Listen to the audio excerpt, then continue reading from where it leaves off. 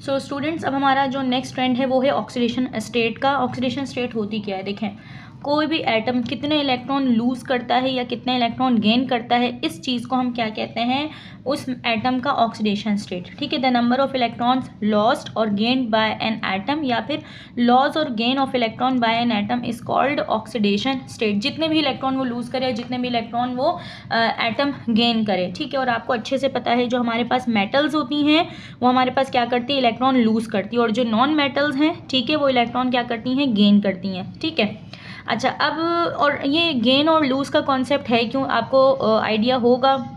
ज़ाहिर है, एक मेटल है, मेटल को इलेक्ट्रॉन क्यों चाहिए, ताकि वो अपना डुप्लेट या ऑक्टेट कंप्लीट कर सके। ठीक है, बाय लूजिंग द इलेक्ट्रॉन। जैसे ग्रुप 1 के जितने भी मेटल्स हैं, ग्रुप 1 में कौन कौन से मेटल्स हैं, lithium, sodium, potassium, rubidium, caesium, ये सब के आउटर मोस्ट शेल में कितने इलेक्ट्रॉन्स हैं, एक इलेक्ट्रॉन है। ठीक है, और इसी वजह से हम इन्हें कहते हैं कि ये ग्रुप 1 के मेंबर्स हैं, क्योंकि ग्रुप नंबर रिप्रेजेंट करता है number of electrons in the valence shell और द आउटर मोस्ट शेल और द लास्ट शेल।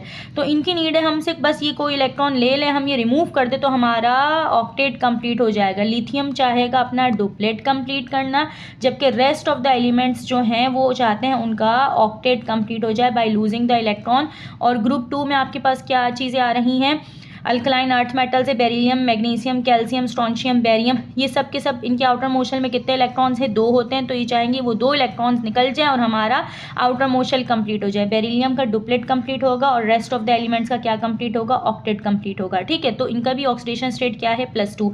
ग्रुप 1 के मेटल्स की है +1, ग्रुप 2 के मेटल्स की क्या है 2, और ग्रुप 3 के मेटल्स की क्या होगी, जो यहाँ पे मेटल्स हैं उनकी, हम मेटलॉइड बोरॉन की बात नहीं कर रहे हैं, हम मेटल्स की बात कर रहे हैं, तो उनकी क्या होगी, +3 होगी। तो यहाँ तक तो कोई इशू नहीं, ये फिक्स है। ठीक है, अच्छा, तो मेटल्स क्या करती है, इलेक्ट्रॉन लूज करके नोबल गैस की तरह अपनी इलेक्ट्रॉनिक कन्फिगरेशन को एक्वायर करती हैं, हासिल करती हैं, वाइल नॉन मेटल्स ये क्या करते हैं, इलेक्ट्रॉन गेन करके खुद को क्या करते हैं, स्टेबल करते हैं। ठीक है, अगर मैं लास्ट से यहाँ पे लूँ तो ग्रुप 8 के जो एलिमेंट्स है दे आर नॉन मेटल्स। ठीक है, but neither they lose electron not they gain electron, because यहाँ पे कोई नीड ही नहीं है इलेक्ट्रॉन लूज या गेन करने की। पहली बात तो है कि दे आर नॉन मेटल्स, तो इनको इलेक्ट्रॉन गेन करना चाहिए ना, बट गेन क्यों नहीं कर रहे हैं, क्योंकि outermost shell is already filled, there the need is already satisfied, तो इस वजह से दे डू नॉट रिएक्ट। ठीक है, तो इस वजह से इनका ऑक्सीडेशन स्टेट क्या है, 0 है।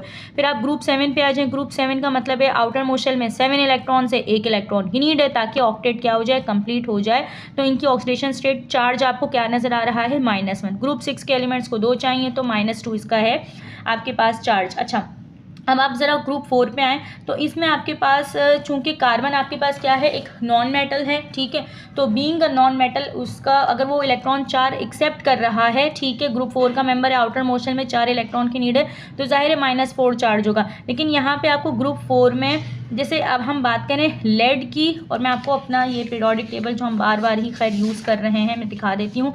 ये रहा आपका ग्रुप 4। ठीक है, तो उसमें आपके पास कार्बन है और आपका ये क्या है, सिलिकॉन है, और ये आपका जो जर्मेनियम है।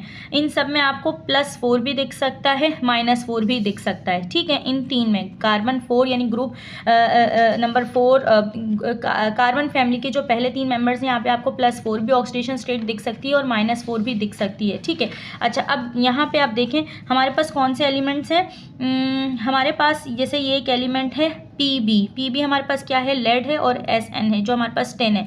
इसमें क्या है बेटा, इसमें एक एक्सेप्शन है, इसमें +2 भी हो सकती है ऑक्सीडेशन स्टेट। वो +2 कैसे होगी, क्योंकि ये आपको इन कंपाउंड्स के फॉर्म में नजर आ रहे हैं। आप ये कंपाउंड देखें, जो SN था 10 और PB लेड, जो कि दोनों ही मेंबर्स है कौन सी ग्रुप के, कौन सी फैमिली के, कार्बन फैमिली ग्रुप 4। ठीक है, ये आपके पास इस फॉर्म में आपको नजर आ रहा है। SnCl4 कंपाउंड भी बनाएंगे, SnCl2 भी बनाएंगे, PbCl4 भी बन सकता है, PbCl2 भी बन सकता है। तो let us find the oxidation state here. यहाँ पे हम फाइंड आउट करेंगे तो देखेंगे हमें क्या वैल्यू मिलती है। सही है, मैं कह रही हूँ ना कि +2 भी हो सकती है, लेड में +4 भी हो सकती है, SN में +2 भी हो सकती है, +4 भी हो सकती है, कैसे हो सकती है।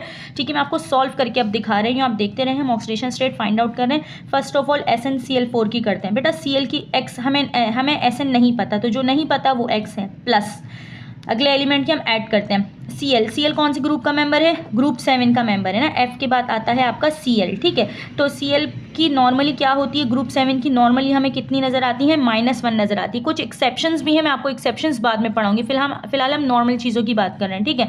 तो Cl का क्या होगा? डेफिनेटली ग्रुप 7 के ऊपर मैंने क्या लिखा है? -1, ठीक है। तो ये -1 लिख लिया। अब Cl कितने हमारे पास हैं? 4, तो ये 4 = 0, ठीक है। फॉर्मूले फर्स्ट ईयर में आपने इसको अच्छे से पढ़ा हुआ है, नहीं पढ़ा हुआ तो मैं आपको ऑक्सीडेशन स्टेट से रिलेटेड अपनी एक वीडियो का लिंक दे दूंगी, आप उसको देखिए। आपको बहुत सारी चीज़ें, वो बहुत डिटेल्ड वीडियो है, ऑलमोस्ट 31-32 मिनट्स की, उसे आप देखेंगे तो आपके ज़रूर कॉन्सेप्ट्स क्लियर होंगे। और ये एक तरह से उस टॉपिक का एक थोड़ा सा रिवीजन है जो कि हमारे चैप्टर 13 में आया हुआ है टॉपिक, ठीक है।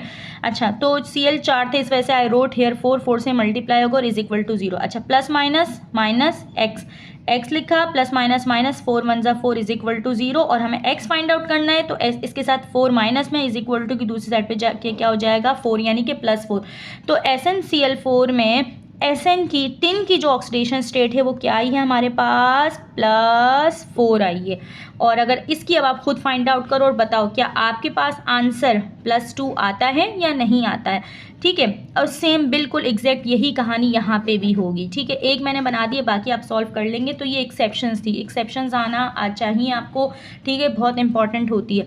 अब आप आ जाएँ अपने ग्रुप 5 पे, जो कि नाइट्रोजन फैमिली है। तो इसमें आपके पास होती तो नॉर्मली -3 है, तो लेकिन हमारे पास जो एक्सेप्शंस है आपको +3 भी दिख सकता है, +5 भी दिख सकता है। 2 एग्जांपल्स मैंने दे दी हैं।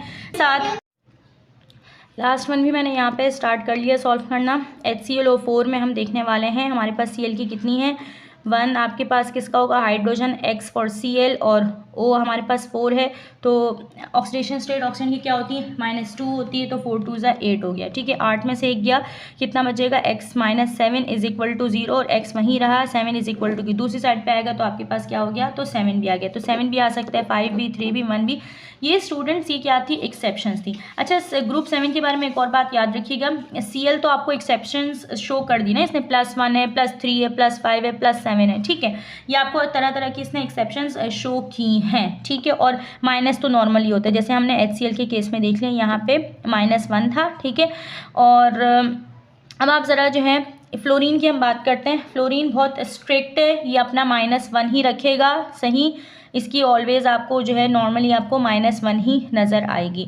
तो और ग्रुप 8 का भी हम ऑलरेडी देख चुके हैं कि ये 0 है। तो आई होप कि आपको ऑक्सीडेशन स्टेट वाला ट्रेंड भी क्लियर हो गया है।